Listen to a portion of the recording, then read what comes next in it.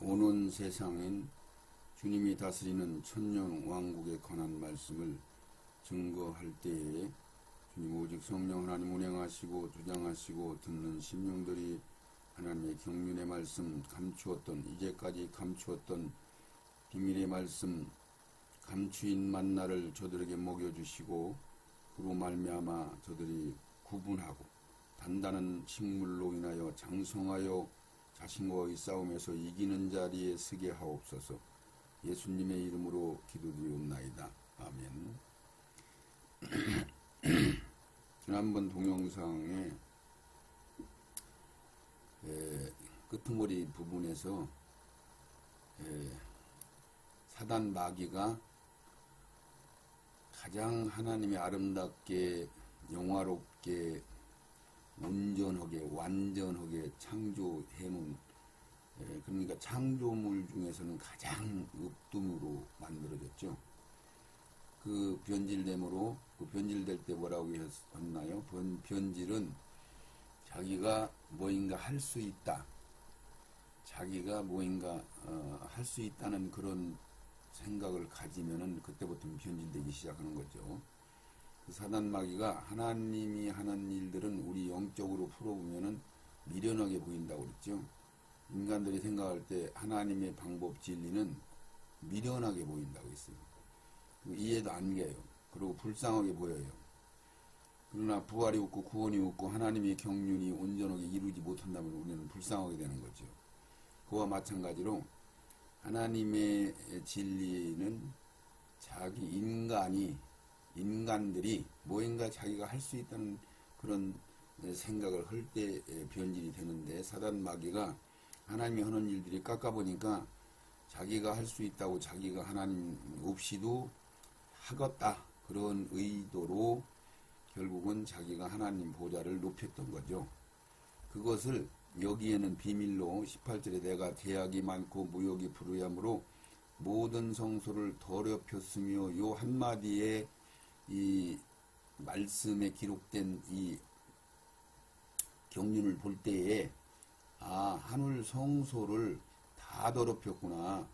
그때에 사단이 3분의 1이 마귀를 따라가서 마귀의 그 자녀, 마귀의 졸개가 되고 3분의 2의 영들이 있었지만 그들 영들까지도 다 더럽혔다는 말씀 안에 다 영향력을 입고 이 땅에 다 쫓겨나는 거죠. 누구만 거기에 하나님이 부리는 천사들 남은 천사들은 변질이 안 됐겠죠.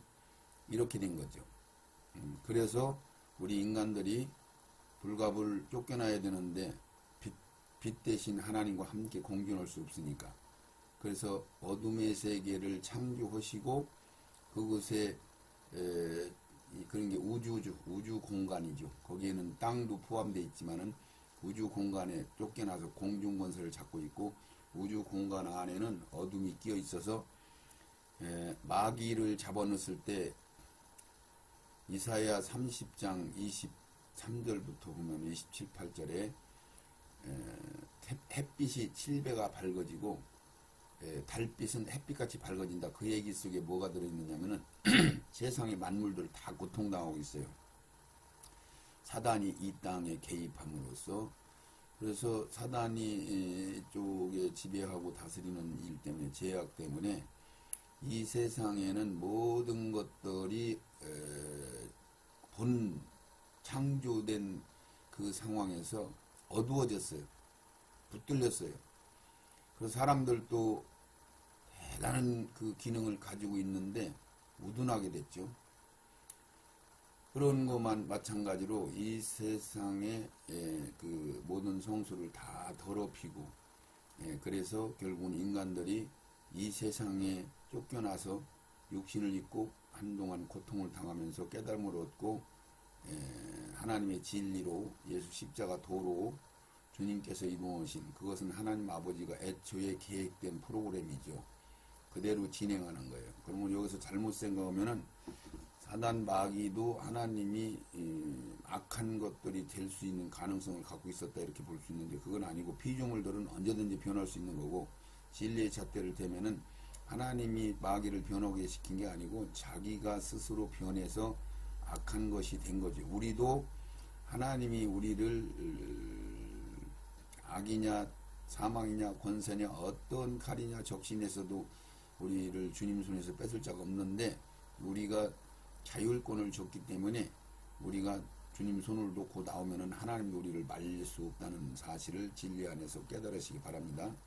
그래서 이 모든 성소를 더럽혔다 이 얘기는 이 말씀 속을 살펴보면은 사단의 영들이 세계의 모든 영들에게 대적한 악한 영향력을 행사하고 그 나라의 영들을 모두 미혹했다. 하늘나라, 이 세상 천지 창조기 이전의 하늘나라 근거를 삼을 수 있다. 그때의 모든 영들 가운데 3분의 1이 완전히 변질된 루시퍼를 따라 하늘나라에 쫓겨났고 가변되어 마귀로 미혹의 영들로 귀신들로 타락되었죠. 귀신들은 육신을 입을 자격이 없어 박탈당했어요. 그때의 영들 3분의 2가 타락되지 않았지만 루시퍼에게 더 많은 미혹을 받은 영들도 있고 미혹을 좀 덜 받은 영들도 있고 이렇게 우리가 볼 수가 있죠. 루시퍼가 모든 성소를 더럽혔습니다. 이 말씀 속에 들어있는 것이고 욥기서 말씀에서는 모든 높은 것을 낮게 보고 모든 교만한 것이 왕이 되었느니라 사단 마귀를 이렇게 표현을 해요. 그러니까 모든 높은 것 그러면은 하나님의 보좌가량도 넘본 거죠. 이사야서 14장에 기록되어 있으니까 그래서 말씀들은 종합해서 보면은 그 말씀이 이 말씀이 이런 뜻으로 기록된 것이구나 라고 알 수가 있는 거예요. 그래서 말씀을 막연하게 성경은 너무나 신기한 게 뭐냐면 하나님이 하신 말씀 우리에게 주신 성경에 기록된 말씀은 1.1획도 그런 게 한 단어가 아니고 한 글씨가 아니고 거기에 한 해까지도 다 이루신다는 얘기는 철저하게 이루신다는 얘기고 그동안 지나온 역사를 보면 완벽하게 이루셨잖아요. 그런 게 웬만한 믿음만 있으면 이거는 아는 사실이죠. 그래서 하나님 말씀을 믿는다는 것은 부정하는 사람은 없어요. 그런데 믿지는 않고 자기들 생각, 자기의 교리, 교리나 신학이나 이런 것들을 더 신봉하죠. 하나님 말씀이 좀 착각하고 그러는 거죠. 하나님의 말씀을 자기들이 교리로 어떤 상징으로 어떤 설로 이런 식으로 변질을 시켜놓고서는 그것이 맞는 줄 알고 착각하고 가는 거예요. 그러니까 성경을 10번, 20번, 100번, 1000번 읽어도 거기 기록된 말씀들이 안 보이는 거예요. 그러니까 보아도 보지 못하고 들어도 듣지 못하는 상황이 돼버린 거죠. 이것을 잘 기억하시고 진리의 말씀은 회개하고 어린아이 같이 단순한 마음으로 성경에 기록된 것들을 바라보면 반드시 열립니다. 진리는 그렇게 돼 있어요. 그래서 하나님은 참으로 그 진실한 마음을 가지고 정결한 마음을 가지고 성령의 인도하심을 따라서 받으면은 너무나 쉽게 열릴 수가 있다는 거죠. 그래서 여기서 이 단어 하나를 잘 기억하시고 그때의 모든 영들이 다 더럽혔구나. 그러면은 창세기가 다 열립니다. 그러니까 에덴 동산은 하늘나라의 모형이에요. 그건 나중에 에덴 동산 창세기 1장, 2장, 3장을 말씀을 들을 때가 올 것입니다. 그래서 교만하여 하나님을 낮게 보고 대적하는 자로 범죄하게 된 것이죠. 이 말씀을 통해 깨달을 때 피조물은 완전한 상태가 아니라는 것을 알 수 있죠.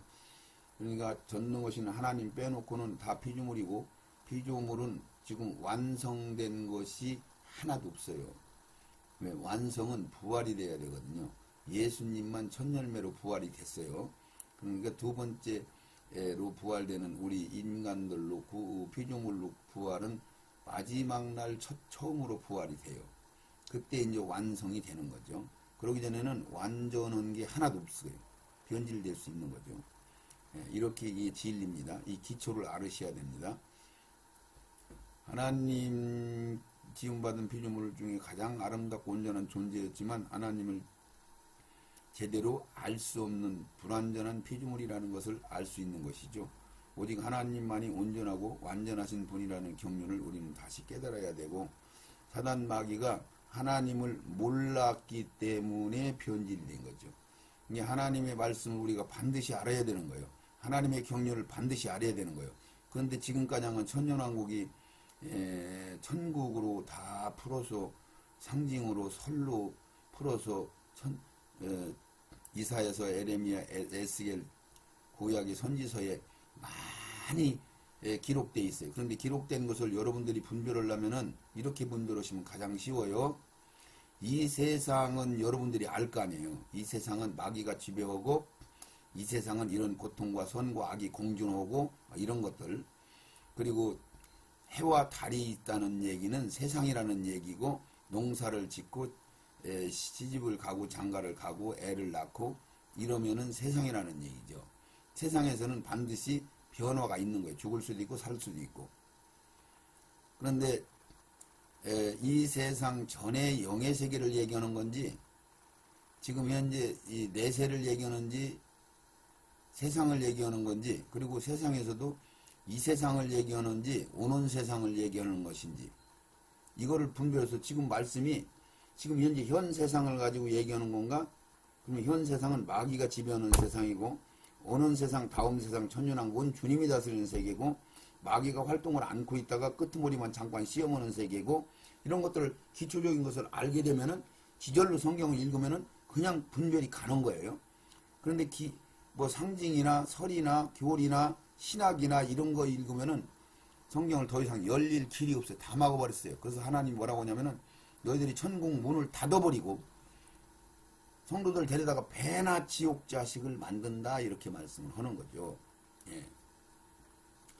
그래서 욥기서 41장에 이 말씀도 한번 더 읽으시면은, 아까 했지만은 땅 위에는 그것 같은 것이 없나니 두려움 없게 지음을 받았음이니라. 사단 마귀를 악어로 표현해가지고 뱀으로도 표현하고 그래요. 34절에 모든 높은 것을 낮게 보고 그랬잖아요. 그러면은 어떻든 간에 모든 높은 것, 그러면 거기 하나님도 포함이 되는 거예요. 높은 것, 낮은 거 말고 높은 것을 다 포함했어요. 모든 교만한 것의 왕이 되었다 그래요. 모든 교만한 것들의 왕, 대장, 마귀, 사단, 1인 통치자, 하나님을 대적하는 세력, 이렇게 이제 나오죠. 그러나 하나님이 부시땡이 쓰덕기 들어 쓰는 것이지 하나님하고 무슨 같이 어떤 싸우는 게 아니에요. 성경이 대적자니 이런 표현들은 써 있죠. 우리 영적인 세계에 이제 그 이치를 얘기한 거고. 그러면 우리 아들의 나라에 관해서 지금부터 말씀을 받겠습니다. 말씀을 받으실 때 반드시 성경에 기록되어 있으면은, 제가 여기서 읽어드리고 건 말씀을 설명할 때 여러분들이 믿으라고 한다고 믿는 게 아니고, 여러분들이 그 말씀을 어린아이 같이 단순하게 받고 말씀에 기록된 것을 기록해서 그것이 틀린 말을 하지 않았으면 그냥 받아들이고, 전에 받았던 것들은 그냥 내려놓고, 그리고 이 시간을 지나서 하나 둘 더 받다 보면은 지절로 열리니까 그런 마음으로 받으시기 바랍니다. 아들의 나라가 영원하다는 경륜의 말씀은 들었잖아요. 지난번 동영 말씀에서도 들었으니까, 그것은 다니엘서 7장 14절에 그에게 권세와 영광과 나라를 주고, 하나님 아버지가 아들에게 모든 백성과 나라들과 각 방언하는 자들을 그를 섬기게 한단 말이에요. 이게 천년왕국에는 열 왕들이 있잖아요. 열왕들이, 열 나라들이 있잖아요. 많은 큰 나라, 작은 나라, 방언이 다른 나라도 있다고 정확하게 말씀하고 있어요. 방언이 다르다 말이에요. 나라들이. 큰 나라도 있고 작은 나라도 있고, 그러니까 한 고을, 두 고을, 뭐 10고을 섬기게 하리니 그 권세는 영원한 권세라 옮기지 아니할 것이요 그 나라는 패하지 아니할 것이다. 주님께서 계시록 11장 15절에 일곱째 천사가 나팔을 불며 하늘에서 큰 음성이 나서 가로되 세상 나라가 우리 주와 그리스도의 나라가 되어 그 세세토록 왕노릇하리로다 하니, 그렇게 말씀이 기록되어 있죠. 이게 계시록 11장 15절에는 마지막 나팔이에요. 이게 마지막 나팔 불 때에 대접재앙이 이어서 이제 붙는데 마지막 나팔 불 때 부활이 된다고 고린도전서에서도 다른 곳에서도 마지막 나팔 불 때 계시록 10장에도 비밀을 열어서 말씀해 주셨어요. 그러니까 마지막 나팔은 무슨 나팔이냐? 계시록상에 인재앙이 있고 나팔재앙이 있고 대접재앙이 있는 중에서 나팔이 7가지가 있으니까 7번째 부는 나팔이 마지막 나팔이에요. 그때 부활이 되는 거죠. 그때 전사가 나팔을 부는 게 큰 음성이 나서 가로되 하나님 나라가 주와 그리스도의 나라가 되어 세세토록 왕노릇한다. 그 밑뒷절에 보면은 거기에 앞뒤를 보이는 설명이 돼 있어요. 예수님이 이제 이 세상의 나라, 오는 세상의 나라의 임금이 되셨단 말이죠. 왕이 되셨다. 7째 전사가 나팔 불 때, 즉 마지막 나팔 불 때 부활이 되는 것이고, 첫 번째 부활은 마지막 나팔 마지막 날에 일어날 것이고, 무슨 마지막? 이 세상의 마지막 날, 그 마지막 날이 지나면은 천년왕국의 첫날이 되겠죠. 부활 직후에 심판이 있을 것이며, 부활이 이루어진 직후에 대접재앙이 쏟아지니까 성경에 그때 이제 그 날이 마지막 그걸 큰 날이요, 심판 날이요, 주님의 날이요, 이렇게 이제 표현을 하죠. 계시록 11장 15절에 말씀은 세상 나라가 우리 주와 그리스도의 나라가 되어 그 세세토록 왕노를 하는 것을 알 수 있고, 그래서 주님이 이제 내려오셨네, 부활하시고 내려오셨네, 이렇게 이제 보는 거죠. 다른 말씀들은 빼놓고 그것만 표현을 하신 거예요. 이게 그거는 같은 얘기들을 전부 모아보면은, 이게 그때 그 시각에 벌어지는 말을 이렇게 표현하고, 요렇게 표현하고, 요렇게 표현했구나, 이렇게 이제 알게 되지죠. 따로따로 보면 절대로 성경이 안 열려요. 이 말씀으로 주님께서 천열매 맺은 자들을 부활시키시고 지상으로 강림하시는 의미하죠. 지상 강림하시는 그 시점부터 세상을 주님께서 만왕의 왕으로 통치하시는 것을 말씀하고 있고요. 그 즉시 계시록 19장 11절 21절을 우리가 한번 본다면은 거기는 주님께서 지상으로 백마 타고 내려오시는데 거기에는 이한검으로 악을 다 심판해 버리죠. 그런 그림으로 이제 보이는 거예요. 악을 심판할 때, 대접장을 쏟을 때 사람들이 썩고 눈이 막 썩어 떨어지고, 마귀의 보좌에게 또 그 대접을 쏟아버리니까 그것들이 다 허물어지고, 이렇게 표현한 일도 있고, 그 날을 똑같은 상황을 갖다가 우박이 한 달란트나 되는 우박이 막 떨어지고, 불이 어마어마한 불덩어리가 막 쏟아지고, 지진이 일어나서 땅이 막 다 갈라져 버리고 작은 산들이 다 평지가 돼 버리고 이렇게 표현을 하죠.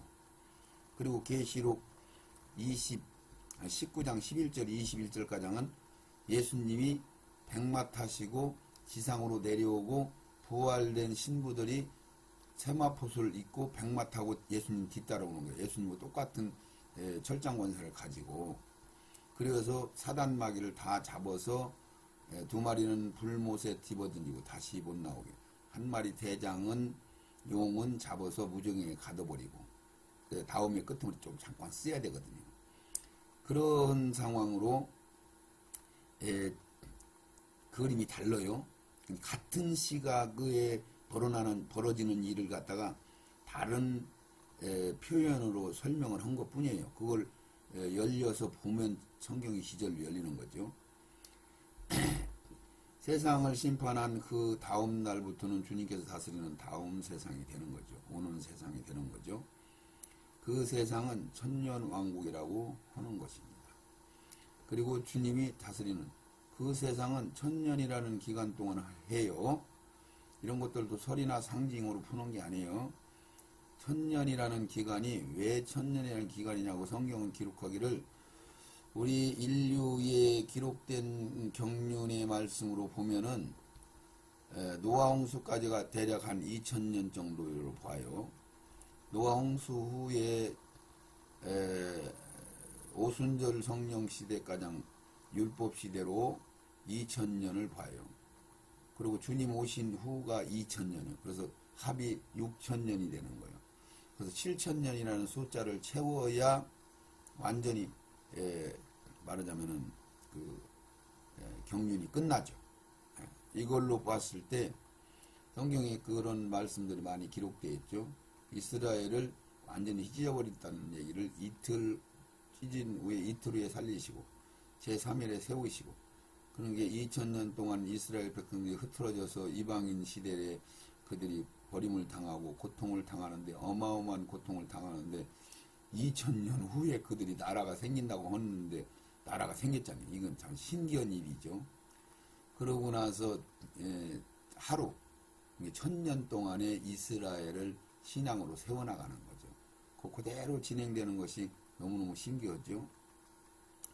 그 나라를 말씀 그대로 주님께서 통치하심으로 악이 활동하지 않는 것이고, 현 세상에서의 첫 열매인 하늘나라의 기둥 같은 거룩한 무리들만 구속 부활의 완성이 되는 거죠. 다음 세상인 주님의 나라에서는 일반 백성들을 구속하여 두 번째 부활로 하늘나라 백성들 다 채우시며 완성한 후에 주님께서 다스리던 그 나라가 완성되는 것이며, 그렇게 천국이 완성되는 것으로 그 나라를 주권이 옮겨지지도 패하지도 않을 것이며 사단 마귀가 뺏어가지도 못한다, 그런 얘기를 하는 거죠. 영원할 것이라는 의미로 말씀하신 것입니다. 그래서 이 다음 세상에 하나님 나라의 일반 백성들을, 어마어마한 사람들을 구원하시는 뜻은 무슨 뜻이냐면은, 예수를 믿을 수 있는 기회, 복음을 접하지 못한 기회를 얻는 사람들이 그 시대에 육신을 입고 한번 태어나는 거죠, 다시. 그래서 그들이 신앙생활을 하는 거예요. 거기에는 이 세상에서 살아남은 자들이 들어가서 육신을 생산하죠. 사람들을 낳죠. 그 일을 진행하면서 거기에서 진리를 깨달아서 본다면은 웬만한 사람들은 다 구원받을 수밖에 없어요. 은혜가 너무너무 풍성한 거야. 마귀가 활동 안 하니까. 거기는 절름발이도 없고 소경도 없고 질병도 없고 고통도 없고 도둑놈도 없고 뭐 이럴 거, 독도 없고 이런 식으로 서로 잡아먹고 잡히고 하는 것도 없고. 근데 이제 잠깐 끄트머리만 시험에서 합격되는 자들, 은혜가 너무너무 풍성하니까 웬만하면 다 채워지는 거죠. 악랄한 존재들만 소수만 배신을 하겠죠. 끄트머리 시험하니까. 그 숫자가 바다모래 같다, 이렇게 표현했어요. 그래서 그 나라를 말씀 그대로 주님께서 통치하심으로 악이 활동하지 않을 것이고, 현 세상에서 첫 열매인 하늘나라 기둥 같은 거룩한 무리들만 구속을 완성하시고, 다음 세상인 주님의 나라에서 일반 백성들은 구속하여 두 번째 부활로 하늘나라의 백성을 다 채우며 완성하며 주님께서 다스리는 그 나라가 완성되는 것이며, 그렇게 천국이 완성되는 것은 그 나라를 주권이 옮기지도 패하지도 않을 것이다, 그렇게 말씀하시고, 그 나라를 영원한 나라다라고 말씀하시고, 고린도전서 15장 24절 28절을 참고하면은 거기에 이렇게 이제 표현을 하죠. 주님께서 천년왕국의 백보자 심판을 하는 것을 악한 모든 어둠의 영들을 다 잡아서 제거하시고, 사망까지는 끄트머리 제일 나중에 멸망받는 것은 사망이다, 이렇게 표현을 하고, 그러고 나서 나라를 하나님 아버지 앞에 바치는 거예요. 자기도 하나님 아버지의 통술 밑으로 들어가기 위해서 그렇게 한다, 이렇게 말씀을 해요. 그러고 나서 이제 모든 경륜이 끝나죠. 그러고 나서 천국에 관한 설명은 안 하셔요. 주님의 나라, 우리 또 한번 요한복음 18장 36절 찾아봅니다. 예수께서 대답하시되 내 나라는 이 세상에 속한 것이 아니라, 만일 내 나라가 이 세상에 속한 것이었다면 내 종들이 싸워 나로 유대인들에게 넘기우지 않게 하였으리라. 이제 내 나라는 여기에 속한 것이 아니다, 이렇게 말씀하죠. 주님의 나라는 이 세상에 속한 것이 아니고, 주님께서 말씀하신 이 세상은 현재 우리가 살고 있으며 사단이 임금으로 통치하는 이 세상을 말씀하신 것이다. 주님의 나라는 다음 세상에 다시 오는데, 그 나라는 주님께서 악을 감금하시고 멸하시며 다스리시는 주님의 주권자로, 주님이 왕으로, 그래서 주님의 나라다 이렇게. 그러나 현 세상에서는 주님께서는 우리를 구원하시기 위해 대속을 이루시기 위하여 그 대속물로 십자가에 달리신 것을 말씀하신 것이며, 주님의 말씀 속 의미가 바로 내 나라는 여기에 속한 것이 아니라고 하신 것이죠. 땅에서 이루어지는 나라, 내세인 천국 3천층에서 이루어지는 게 아니란 말이죠. 땅, 농사짓고 시집가고, 그것을 우주 공간 안에 있는 지구 땅덩어리.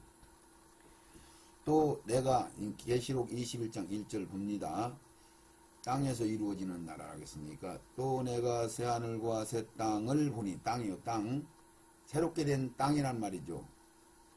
하늘이 아니에요. 그런데 이런 걸 어떻게 설로 풀고 어떻게 상징으로 푸느냐고요. 참 기가 막힌 사실이요. 그거 참 놀라운 거예요. 신학과 교리가 놀라운 거예요. 그 세력이 어마어마합니다. 예수님 가장도 죽이잖아요. 예수님 죽이잖아요. 십자가를 막 밟고 무멸하고 그런다고 그러잖아요. 히브리서 10장 27절에도 그랬잖아요. 진리의 사랑을 맛본 다음에 주님을 배신한다고 그러잖아요. 주님의 십자가를 밟아버리고 복음, 진리의 구속사를 모독하고 이런다고 그러잖아요. 누가? 어마어마한 은혜를 받은 사역자들이요. 그냥 일반인들이 아니에요. 성령 체험 없어서 그런 게, 그분들이 성령 체험하고 능력 행하고 권세 행하고 대단한 사역들을 감당하던 자들이란 말이죠. 근데 성령 걷어가면 그렇게 된단 말이에요.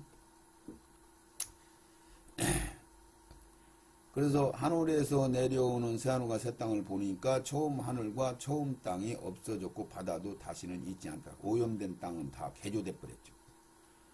거기서 잘 말씀을 다 모아보세요. 그러면은 그 나라, 이 나라의 마지막 날 심판을 하는데 다 이 땅을 없애버렸다. 그런 말씀이 없어요. 사라졌다. 보이지 않더라. 이런 얘기가 아니에요. 없어요.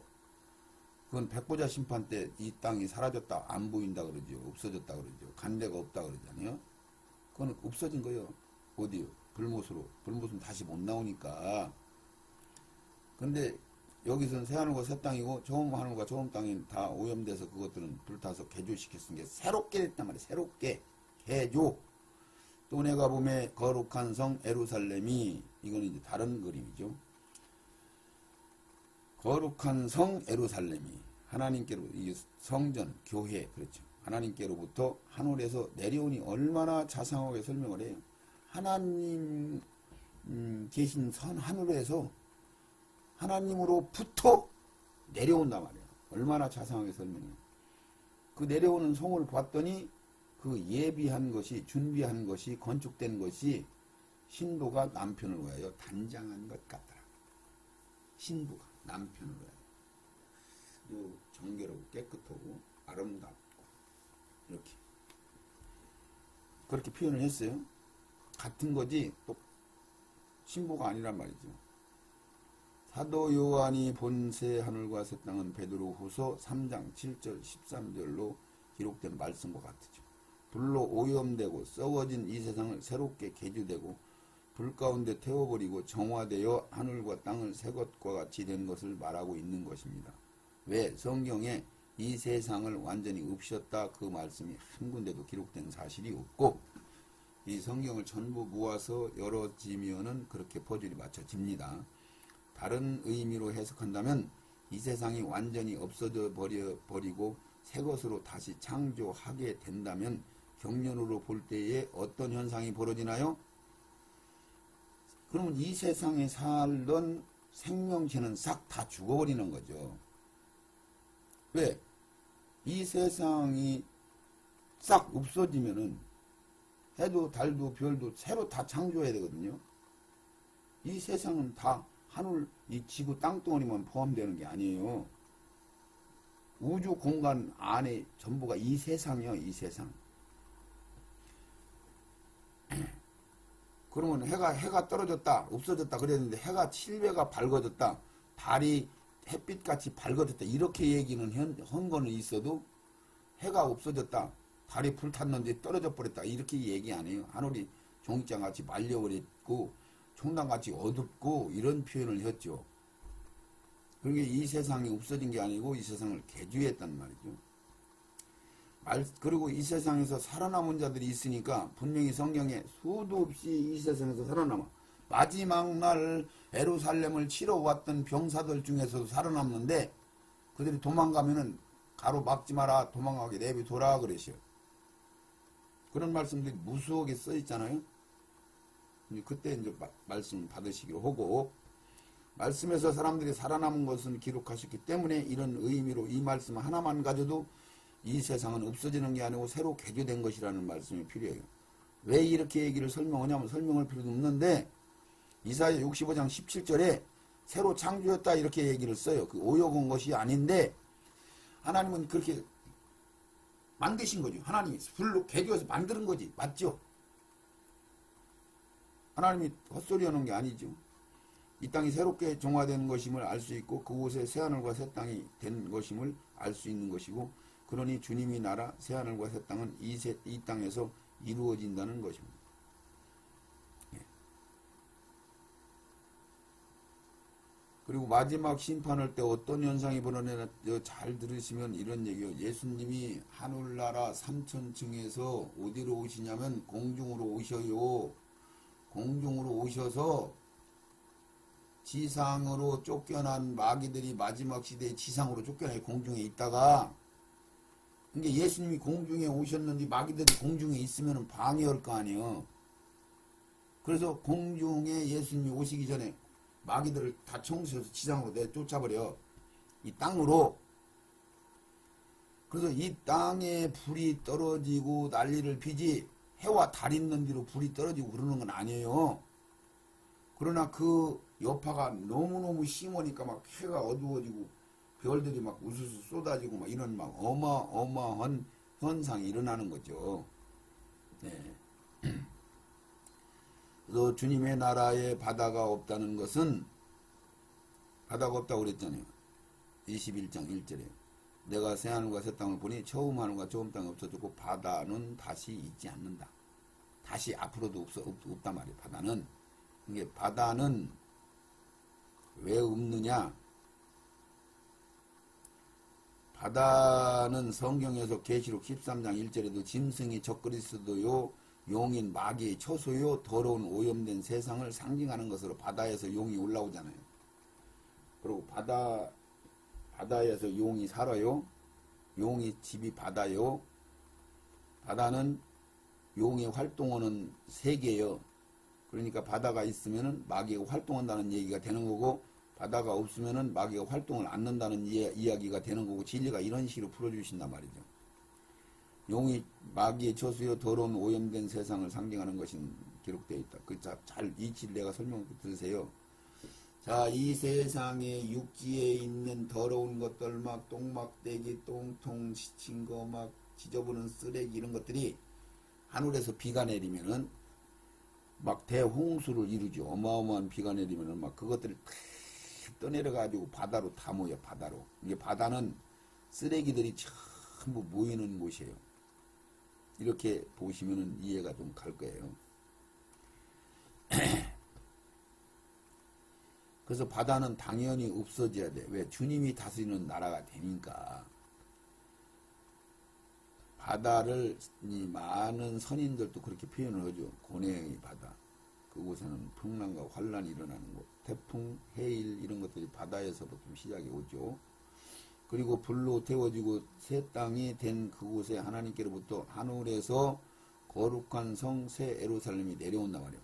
다른 거 상징 풀지 마시고 어쨌든 새 하늘과 새 땅에 하늘에서 내려오는 성이 하나님으로부터 완성된 성이 내려온단 말이에요. 그럼 그 성이 뭔 줄을 성경에 기록된 걸 찾아보면 나오는 거 아니에요. 너무너무 자세하게 설명해 놨거든요. 그리고 불로 태워지고 그 땅에 그곳에 하늘나라에서 거룩한 성이 내려오는데 하늘에서 새 땅으로 내려오는 그 성은 구속사의 결론인 성전의 말씀에 자세히 설명한 것을 여러분들이 참고로 보시면은 그래서 이집이 복음 방송을 통해서 증거된 이 말씀 전하기 전에 성전에 관한 말씀을 전했잖아요. 그 성전에 관한 이게 새 예루살렘 성, 그 성전의 구성과 결론, 그렇게 해서 제목을 잡아가지고 7번 7번을 이렇게 해서 기록된 말씀을 보시면 나와요. 그래서 하늘에서 새 땅으로 내려오는 성, 그는 첫 번째로 부활된 거룩한 무리들로 주님께서 시작하신 산돌인 반석이 되시고 선지자들이 터가 되고 12사도의 기초석 위에 보석화된 구속을 입은 거룩한 신부들로 구성되어 부활로 완성 새 예루살렘 성으로 그 나라로 표현해 그 성을 그렇게 표현하죠. 그것을 하나님 아버지와 함께 거할 것으로 보며 아버지의 집인 처소요 교회인 성전이 되는 것으로 예배한 것이 신부가 남편으로 단장한 것 같다. 그러니까 그 신부들이죠. 천열매들이죠. 그것을 아버지의 처소, 하나님의 집, 우리의 거처할 처소, 예루살렘 성, 성전, 교회, 뭐 여러 가지로 설명을 하죠. 그래서 교회는 주님이 머리시고 그 교회가 지체, 지체는 우리 성도들. 다 성도 다 포함되는 거 아니에요? 거기 거룩한 무리로 천열매로 들어가는 자들을 성교회로 표현을 하는 거예요. 그래서 그 말씀들이 많이 기록되어 있잖아요. 이기는 자에게는 하나님이 힌두를 주셔서 힌두의 자기의 새 이름을 쓸 건데 그 새 이름은 받은 자만 아는데 그게 하늘에서 하나님으로부터 내려오는 새 예루살렘 성이다. 이렇게 설명을 하잖아요. 계시록 2장 이긴 자들. 계시록 21장 9절 한번 읽겠습니다. 7대접을 가지고 마지막 7재앙을 담은 7천사 중 하나가 나와서 내게 말하여 가로되 이리 오라. 내가 신부 곧 어린 양의 아내를 내게 보이리라. 계시록 21장 1절 2절에도 말씀하고 또 다시 9절에 다시 얘기하는 거죠.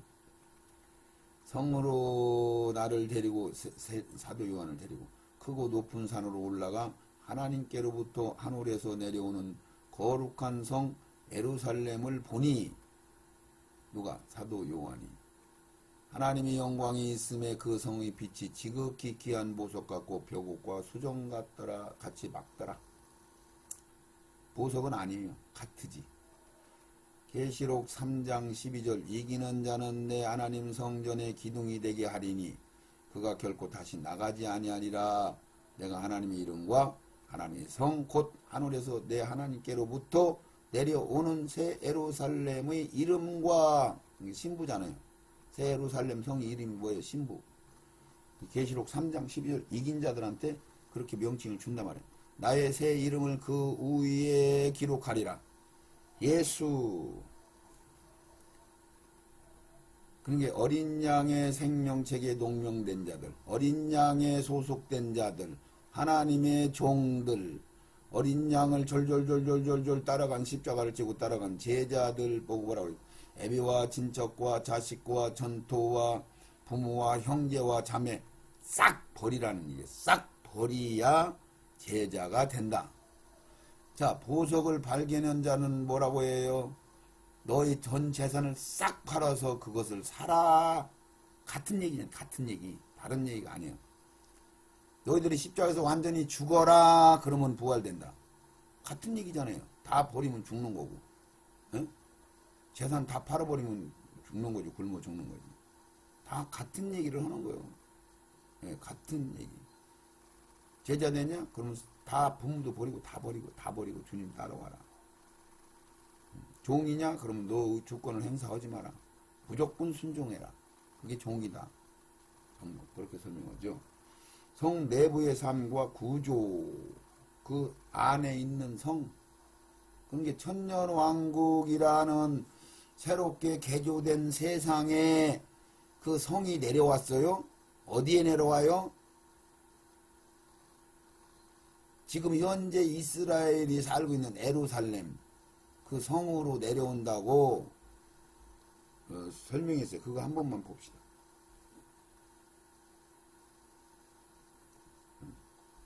어디로 내려오냐 내가 설명했으니까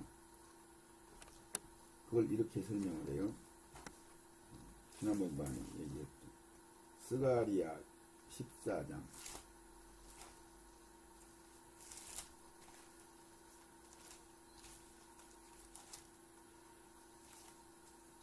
스가랴 14장의 마지막 날 기록된 거 13장, 14장이 전부 마지막 그 환란 그날을 기록한 건데, 그렇게 이제 보시고 받으세요.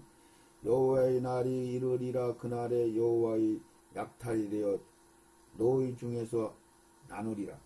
자, 여호와의 날, 그러면 이것도 성경을 우리가 보기에 조금 오해스럽게 오역을 한 거예요. 여기서 주님의 날, 그렇게 말해야 되거든요. 이게 2절에 내가 열국을 모아 예루살렘과 싸우게 하리니. 자, 이 소리는 전 세계가 지금 하나되기 운동하죠. 모든 자들이 하나되기로 다 뭉쳐요. 근데 누구만 안 뭉쳐요? 이스라엘 사람들 오고 깨어있는 자들만 거기에 가담을 안 해. 그러니까 그 깨어있는 성도들, 그러니까 교회들도 거기 다 가담해요. 예, 김삼원 목사, 조용규 목사 이런 분들은 다 가담했잖아요. 이미. 그러니까 깨어있는 자들과 이스라엘만 가담 안 해요. 이제 앞으로 이스마엘 족속도 거기 가담할 거예요. 하나님을 대적하는 세력이니까. 자, 그래서 여기 열국을 모아 예루살렘과 싸운다고 그러는 이스라엘하고 싸움을 한 거야. 근데 예수님이 백마를 진짜 타고 막 백마하고 싸우는 게 아니고, 거기에 같이 싸우는 것은 이스라엘 백성들이죠. 살아있는 육신을 입은 이스라엘 백성들이 같이 대적하는데, 전 세계 모든 열왕들이 다 모여서 이스라엘을 공격한다니까요. 그게 아마겟돈 전쟁이라고도 하고, 계시록 19장 19절에 백마 타고 주님이 내려서 그 얘기하고, 막 불기둥 구름기둥 막 지진이 일어나고 우박이 한 달 넘게 되는 게 막 쏟아지고, 이렇게 이제 표현을 하는 거지. 그건 영적인 표현이에요. 스가랴서 14장 14장 1절 2절 내가 열국을 모아 예루살렘과 싸우게 하리니 성읍이 함락되며 가옥이 약탈되며 부녀가 욕을 보며 성읍 백성이 절반이나 사로잡혀 가려니와 남은 백성은 성읍에서 끊쳐지지 아니하리라. 싹 다 죽진 않는단 말이죠. 그때에 여호와께서 나가사 열국을 치시되 이왕 전쟁 날에 싸운 것 같이 하시리니. 그래서 스가랴서 12장 13장에 막 자세하게 설명됐어요. 그날에 그의 발이, 예수님의 발이 예루살렘 앞 곧 동편 감람산에 서실 것이요 감람산은 그 간 가운데로 동서로 갈라져서 매우 큰 골짜기가 되어서 절반은 북으로 절반은 남으로 옮겨지고 그 산 골짜기에는 아셀까지 미치리니. 그러니까 아셀가장 미치는 거리를 재보면 거기가 막 어마어마하게 막 큰 평지를 이루는 거예요. 이 말씀이 여러 군데 기록이 되어 있어요. 그래서 그가 그의 산골짜기로 도망하며 유다왕 요시야 때의 지진을 피하여 도망하던 것 같이 하리라. 나의 하나님 여호와께서 임하실 것이요 모든 거룩한 자가 여호와와 함께 하시리라. 그날에 빛이 없겠고 광명한 자들이 떠날 것이며 여호와여 하시는 날 한날이 이르리니 낮도 아니요 밤도 아니라 어두워갈 때에 빛이 있으리라. 그날에 생수가 예루살렘에서 솟아난다 말이야. 마귀 잡을 때 사막에 물이 흐르죠. 독사가 독이 없어지죠. 절반은 동해로 절반은 서해로 흐를 것이요 여름에도 겨울에도 그러하리라.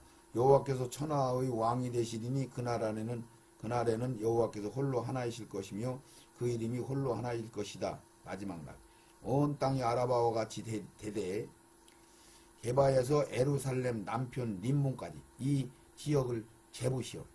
그러면 거기가 예루살렘 성이 내려오는 장소예요. 미칠 것이요 예루살렘이 높이 들려 그 본처에 있으리니. 예루살렘 성이 그 본체로 내려온단 말이에요.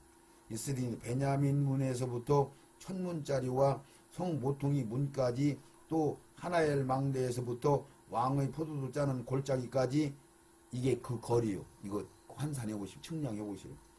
사람이 그 가운데 거하며 다시는 저주가 있지 아니하고 예루살렘이 안연히 서리로다. 자, 이 말씀을 우리 호세아서 2장 14절은 뭐라고 썼나? 호세아서 2장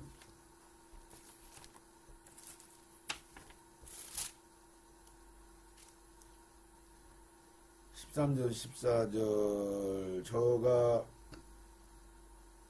기고리의 폐물과 장식하고 그 연애하는 자를 따라서 나를 잊어버리고 향을 살라 바알들을 섬기는 이 시위를 따라 내가 저에게 벌을 주시니 나 여호와의 말이나 그러므로 내가 저를 개유하여 거친 돌로 데리고 가서 말로 위로하고 거기서 비로소 저희 포도원을 저에게 주시고 악을 골짜기로 소망의 문을 삼아 주리니 저가 거기에 응대하기를 어렸을 때에 애굽 땅에서 올라오던 날과 같이 하리라. 이게 홍해바다 건너와서 애굽 군대 멸하고 여호와께서 이르시되 그날에 내가 나를 내 남편이라 일컫고 다시는 내 바알이라 일컫지 아니하리라. 그러니까 하나님이 은혜 주시니까 천년왕국에서는 이스라엘 백성들 절대 배신을 안 해요. 그런 말씀들이 전부 기록되어 있어. 내가 바알들의 이름을 저 입에서 제하여 다시는 그 이름을 기억하여 일컬음이 없게 하시고 그날에는 내가 너를 위하여 짐승과 공중의 새와 땅의 곤충을 도부로 언약을 세우며 또 이 땅에서 활과 칼을 꺾어 전쟁을 없이 하고 저희로 평안히 눕게 하시라. 내가 내게 장가들어 영원히 살되 의에 공변된 은총과 긍휼이 여김으로 내게 장가들며 진실로 내게 장가들으니 내가 여호와를 알리라. 마지막 이제 천년왕국에서는 주님이 이스라엘을 그렇게 맞이한다 그런 얘기죠. 많은 말씀들이 기록됐는데 뭐 언제 또 찾아있겠어요.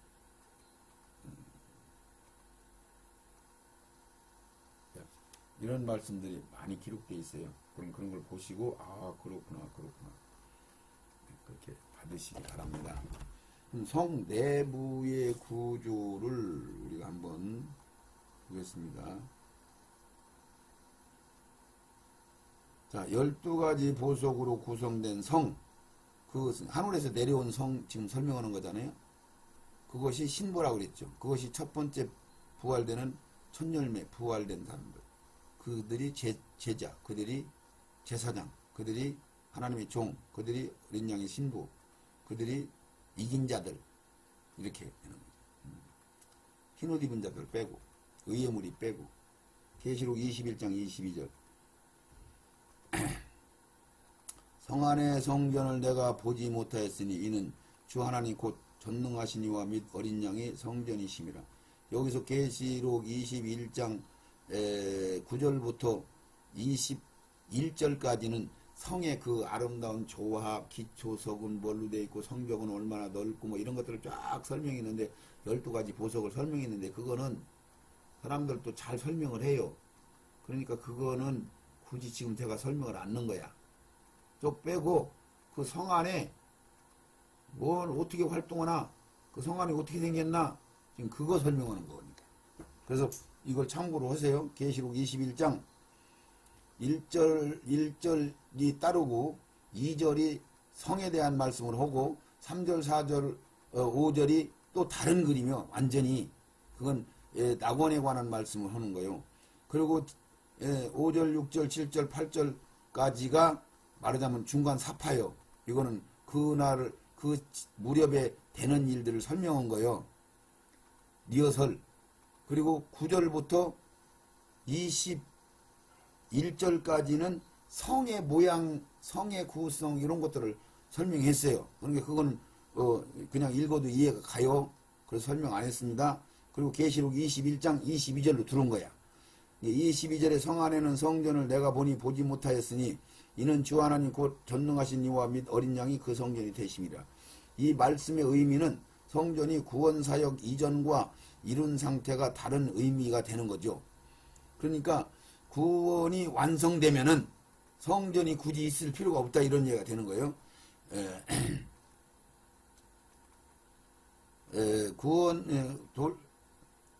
이 말씀의 의미는 성전이 구원사역의 이전과 이룬 상태가 다른 의미이고 구원사역 이전에는 하나님이 우리와 함께 하시기 위하여 성전이 필요한 거죠. 하나님이 우리와 만나주시기 위해서 성전이 필요한 거예요. 그래서 돌단이나 성막이나 지상성전으로 주님이 우리를 만나주시고 구속사역을 이루시죠. 몸성전이 이제 지상성전이 주님이 오심으로 말미암아 몸성전으로 바뀌었어. 우리가 이제 성전이 되어가는 도구가 된 거예요. 진짜로 이제 영적인 세계죠. 우리의 몸성전으로 아버지의 저소인, 아버지의 집인 저소인 의미로 볼 때에 전국인 하늘나라가 완성되기 이전인 하늘나라에서도 성막이 있고 성전이 있어요. 하늘나라에도 영의 세계 3천층에도. 그런데 이제는 완성된 곳에서는 굳이 아버지와 우리가 서로 이렇게 구분돼서 만날 필요가 없는 거예요. 우리도 천국에 아버지 앞에 왔다 갔다 하고 아버지 얼굴 진쪽 보고. 그러나 이제 완성된 천국에는 성전이 필요하지 않기 때문에 성전이 안 보이는 거예요. 이런 설명은 어디에서도 설명하는 사람이 아직은 없어요. 이 말씀을 제가 전하기 시작한 지가 12년, 15년, 13년 되니까, 이제 특별히 이제 이 동영상을 통해서 본 사람들은 아시겠죠.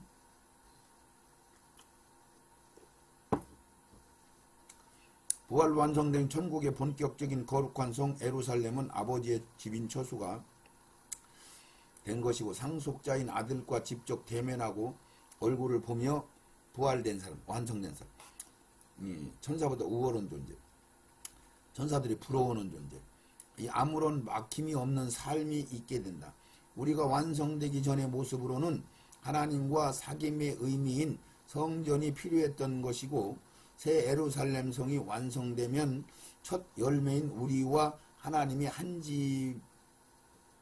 집인 한 식구로 사랑을 나누며 살기 때문에 성전이 필요하지 않은 것이 되는 거죠. 구속이 완성됐으니까. 그래서 계시록 3장 23절에 보면 그 성은 해나 달의 비침이 쓸데없으니 이는 하나님의 영광이 비치고 그 어린 양이 그 등이 되심이니라. 23절에 이게 계시록 21장인데 이렇게 쓰네요. 그 성은 해나 달의 비침이 쓸데없으니 다시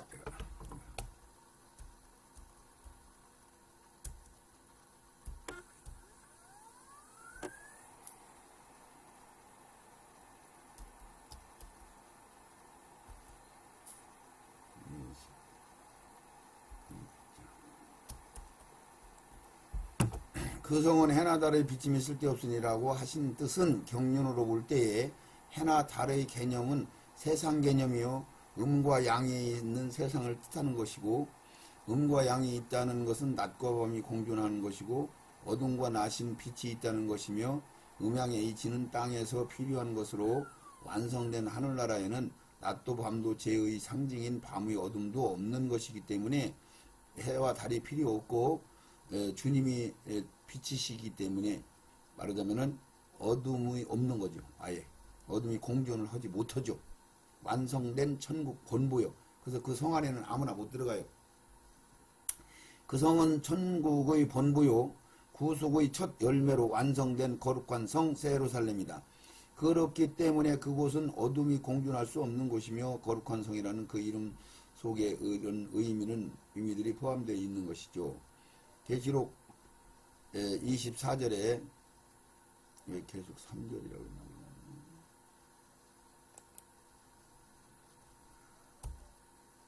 21장 만국의 그 빛 가운데로 다니고 땅의 왕들이 자기 영광을 가지고 그리로 들어오리라.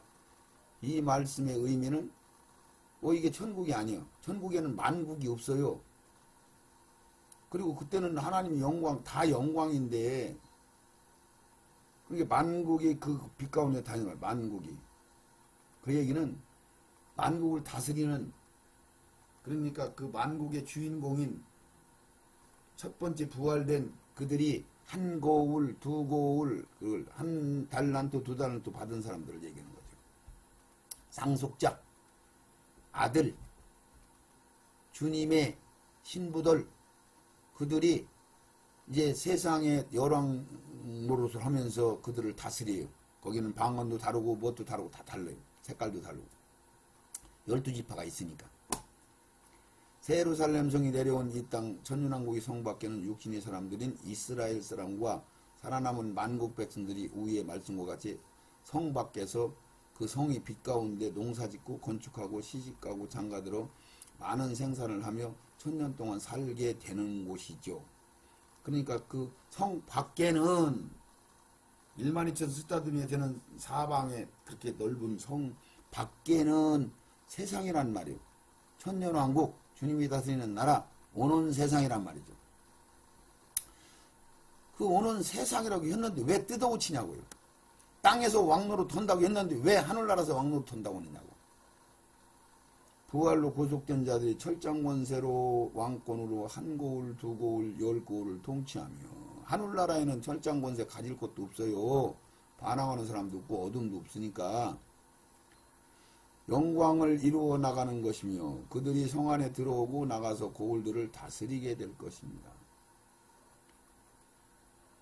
이사야 11장 9절을 그 나라, 오는 세계, 다음 세계, 이사야 11장 9절. 나의 거룩한 산 모든 곳에서 해암도 없고 상암도 없을 것이니 이는 물이 바다 덮음같이 여호와를 아는 지식이 세상에 충만할 것임이니라. 그래서 이 세상 열나라 백성들이 유다 사람 한 명 붙들고 옷자락 붙들고 늘어지면서 당신들이 하나님을 잘 안다고 하더라. 당신들이 하나님과 함께 한다는 거 우리가 들었으니까 우리 데리고 에루살렘 가서 은혜 받게 해달라고 그들이 이제 천년왕국의 사역자들이 된 거죠. 사역자들이. 왜? 그들이 후 3년 반 1265일 동안 두 증인을 통해서 예수를 그리스도로 영접하고 그것이 늦은 비의 성령, 오순절 다락방에는 우리가 받았고 오순절 성령을 우리가 받고 이른 비의 성령, 늦은 비의 성령은 이스라엘 백성들이 받는 걸 늦은 비의 성령으로 같이 동일하게 우리와 같이 똑같이 거듭나는 역사를 두고 그들이 초신자로 양육을 받아요. 계시록 11장 12장에 양육받고 나서 그들이 천년왕국에 들어갔으니까 열나라 사람들이 유다인 한 명 붙들고 사정하자니 우리도 데리고 와라. 우리 은혜 받게 하자. 그런다고 하잖아요. 계시록 왜 3장이라고 하잖아.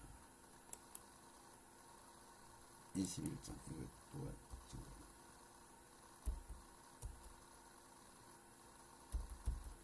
무엇이든지 속된 것이나 가증한 일 또는 거짓말하는 자는 결코 그리로 들어오지 못하되 오직 어린 양의 생명책에 농명될 뿐이다.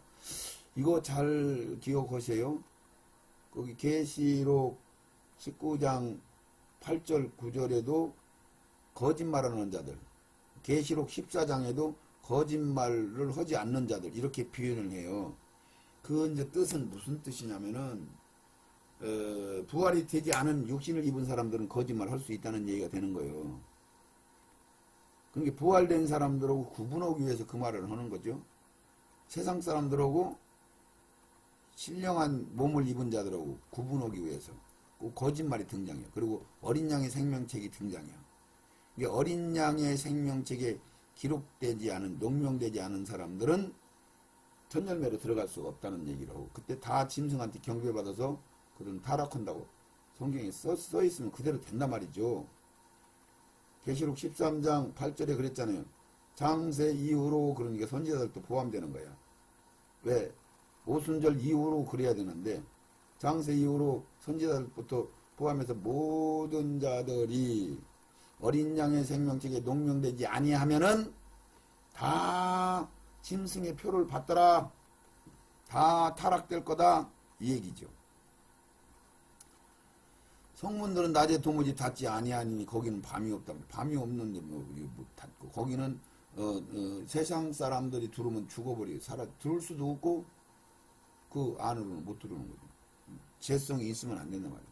그 성 안에는 죄성이 들어오려고 해도 들어올 수도 없고 자유로운 천국의 문이 세상같이 열려있게 되며 도둑이라도 들어올 수도 있는 그런 개념이 아닌 것을 의미하는 거죠. 당연히 밤이 없는 것이고 그 성 밖의 사람들은 그래서 지금 뭐가 물러오냐면은 이거 읽고 성 밖의 사람들은 육신의 몸으로 죄의 상징인 마귀의 활동이 없지만은 평안하겠지만은 그 성 밖의 그들에게는 죄성이 여전히 갖고 있어요.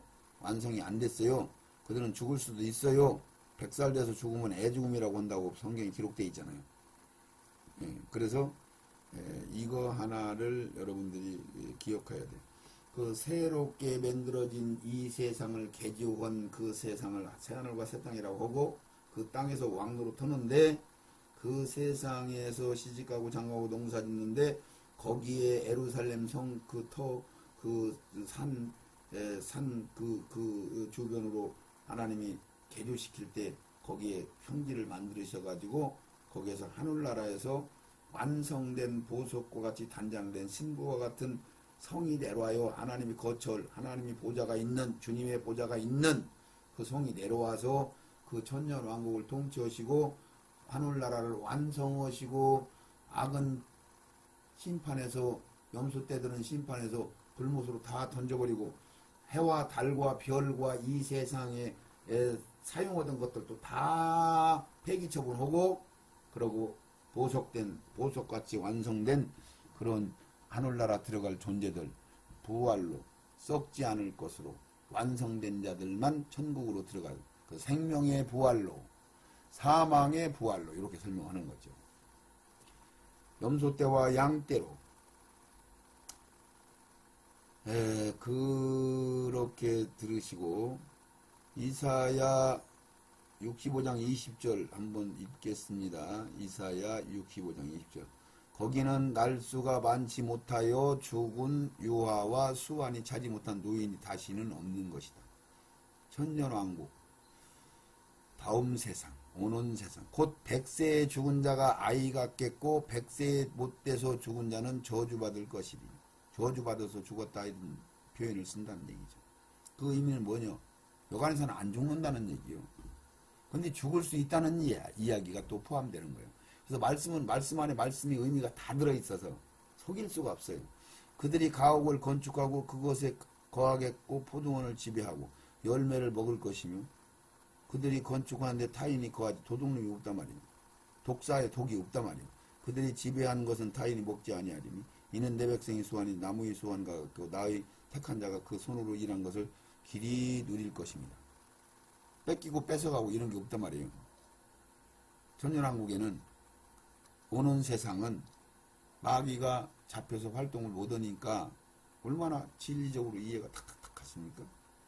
그런데 지금도 계시록 21장의 새하늘과 새 땅이 세상으로 절대 풀지를 못해요. 거기에 막 열왕돌도 있고 막 거기에는 땅이라고 분명히 얘기하고 막 했는데 상징으로 한 거지. 그리고 설로 풀고 상징으로 풀고 그러고 나서 왜 그걸 그렇게 못 푸느냐면은 계시록 20장에서 게임셋 끝났잖아요.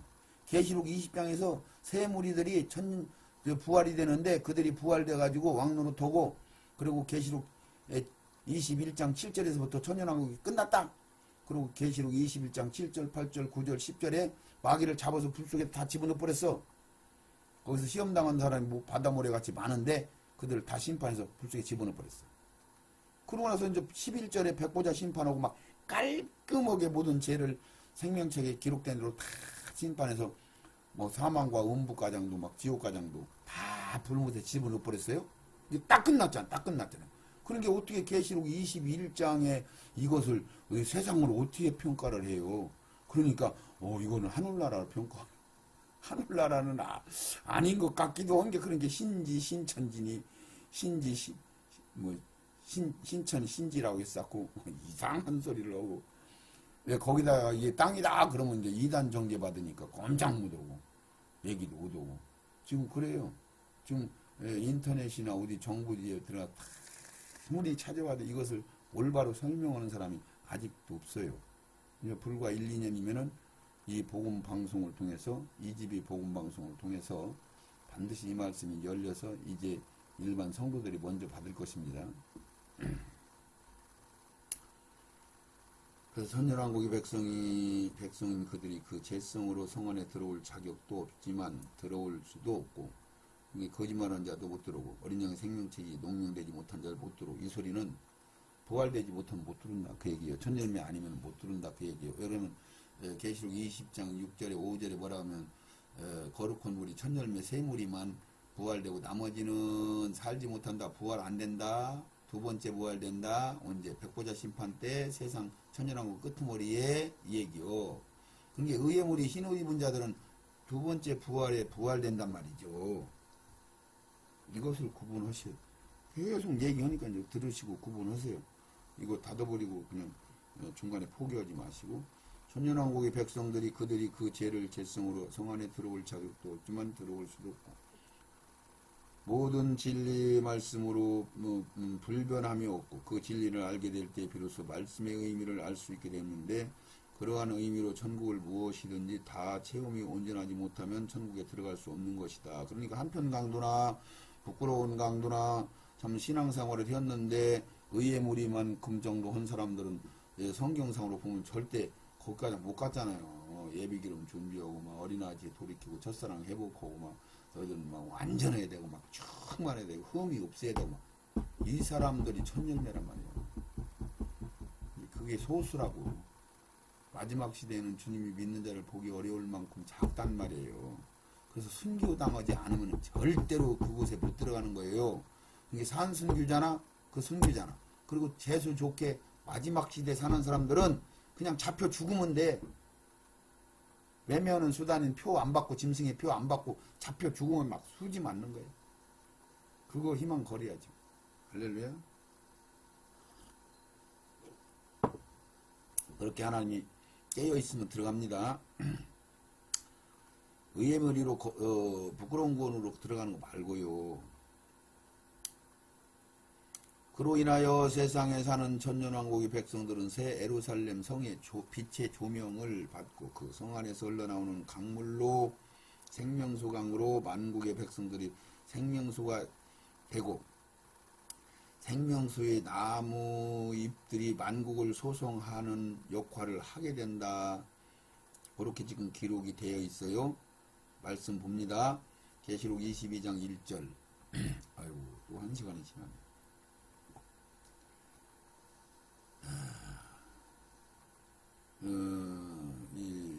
아직도 멀었으니까 오늘 역가장만 해요. 지금 이제 계시록 이정 수정같이 밝은 22장으로 들어가는데 역가장만 하고 어디까지 했어요? 계시록 21장 끄트머리 어린 양의 생명책이 농명된 자들만 천년왕국 천국에서 내려온 성에 들랑달랑 한다. 거기는 해도 없고 달도 없고 성전도 없는 곳. 거기는 완성된 나라. 그 나라가 하늘나라로 그냥 그대로 바톤이 이어져 나가죠. 그래서 영원한 나라, 주님의 나라, 오는 세상 이렇게 표현했어요. 기도합니다. 하나님 아버지 감사합니다. 이제 계시록 21장을 넘어서 22장으로 진행합니다. 이 집이 복음방송을 통하여 이 말씀이 증거될 때 하나님 심령을 사모하며 하나님의 말씀을 배고파하면 참으로 찾는 심령들을 열어주시고 아버지가 그토록 원하는 천하보다 귀한 존재들이 되게 하시고 천열매로 들어갈 수 있도록 그들을 축복하시고 역사하시고 이 나라 대한민국 땅을 통하여 전 세계적으로 이 복음이 전파될 수 있도록 역사하여 주시옵소서. 이 집이 복음방송을 축복하시고 주장하시고 거기서의 일꾼들 세워주시고 지혜와 총명으로 수고하는 종들 붙들어주시고 주일날 밤 9시에 날마다 모여 기도하는 그 심령들 축복하시고 역사하여 주시옵소서. 예수님의 이름으로 기도드리옵나이다. 아멘 아멘 아멘 아멘.